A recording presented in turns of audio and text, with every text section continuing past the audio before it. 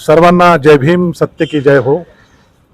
नांदेड येथे 20वे विद्रोही मराठी साहित्य संमेलन 28 फेब्रुवारी आणि 1 मार्च 2026 रोजी संपन्न होत आहे आणि यासाठी संपर्क कार्यालयाचं आज आपण उद्घाटन करीत आहोत। या उद्घाटन समारंभासाठी ज्यांच्या हस्ते उद्घाटन होणार आहे ते मराठीतील सुप्रसिद्ध समीक्षक, अनुवादक, ज्येष्ठ अभ्यासक आदरणीय डॉक्टर भगवंत क्षीरसागर इथे उपस्थित आहेत।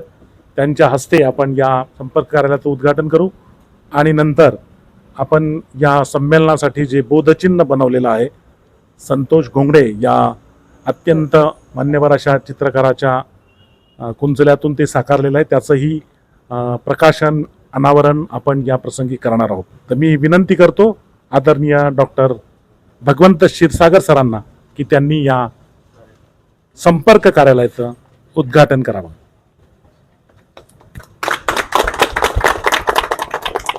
विद्रोही साहित्य संमेलन नांदेड जिंदाबाद जिंदाबाद जिंदाबाद। 20वे विद्रोही मराठी साहित्य संमेलन नांदेड जिंदाबाद जिंदाबाद जिंदाबाद। 20वे विद्रोही साहित्य संमेलन नांदेड जिंदाबाद जिंदाबाद जिंदाबाद।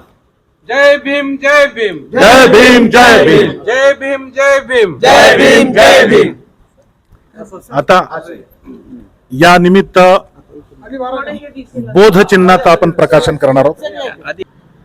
20वे विद्रोही मराठी साहित्य संमेलन जिंदाबाद जिंदाबाद जिंदाबाद 20वे विद्रोही मराठी साहित्य संमेलन जिंदाबाद जिंदाबाद जिंदाबाद। 20वे विद्रोही मराठी साहित्य संमेलन नांदेड या निमित्त आज या साहित्य संमेलनासाठी तयार केलेल्या बोधचिन्हाचं प्रकाशन देखील आज होत आहे। या बोधचिन्हामध्ये आपण पाहू शकता की जो अनेक प्रकारच्या संकुचितता या भारतीय समाज जीवनामध्ये आहेत, त्या जातीची संकुचितता असेल, धर्माची असेल, पंथाची असेल, वेगवेगळ्या विचारधारांची संकुचितता असेल, या संकुचितता जी आहे, खुजेपणा जे आहे, त्याचं जे एक सर्कल आहे, त्याचं वर्तुळ आहे, ते भेदून साहित्यिक कलावंत एक नवं जग निर्माण करू पाहत आहेत। आणि म्हणून हा जो निळा रंग आहे तो निळा रंग पसरलेला आपल्याला दिसतो, तो वर्तुळामध्ये नाही आहे आणि याच्यातूनच पक्षी उडताना आपल्याला दिसतात की मुक्तता आहे, एक नव्या जगाचा शोध आहे। आणि त्यामुळं ह्या ज्या साखळदंड आहेत वेगवेगळ्या गुलामीची, गुलामी एक प्रकारची नाही, सामाजिक आहे, आर्थिक आहे, राजकीय आहे आणि विशेष म्हणजे त्याच्यासाठी आपण विद्रोही संमेलन घेतोय ती सांस्कृतिक गुलामगिरी जी आहे त्याचे साखळदंड तोडण्याची प्रतिज्ञा या याच्यातून करताना आपल्याला दिसत आहेत सगळे पक्षी। आणि वरती जो आहे एक लाल गोळा आपल्याला दिसतोय तो सुद्धा वर्तुळाकार नाही आहे, तो देखील सगळे जे सीमारेषा किंवा त्याचं एक सर्कल आहे, ज्याला आपण एक परंपरा आहे, ती परंपरा भेदून तो सुद्धा लाल गोळा वर आलेला आहे। आणि या सगळ्यांच्या मस्तकावर जर काय असेल तर ते तथागताचं पिंपळ पान आहे। हे पिंपळ पान वैश्विक समतेचा आपल्याला संदेश देतं, नुसती भारतातली नाही आहे तर जागतिक पातळीवरची मानवता, करुणा, प्रेम याचा संदेश देणारं साहित्य, संस्कृती आम्हाला घडवायची आहे। याचं अत्यंत ठळकपणानं दर्शन, प्रतिकात्मक दर्शन आपल्याला ते पिंपळ पानातून होताना आपल्याला दिसत आहे। आणि जी मूठ आहे की कामगारांनो, जगातील कामगारांनो एक व्हा, ही एकसंगतेची हाक असेल।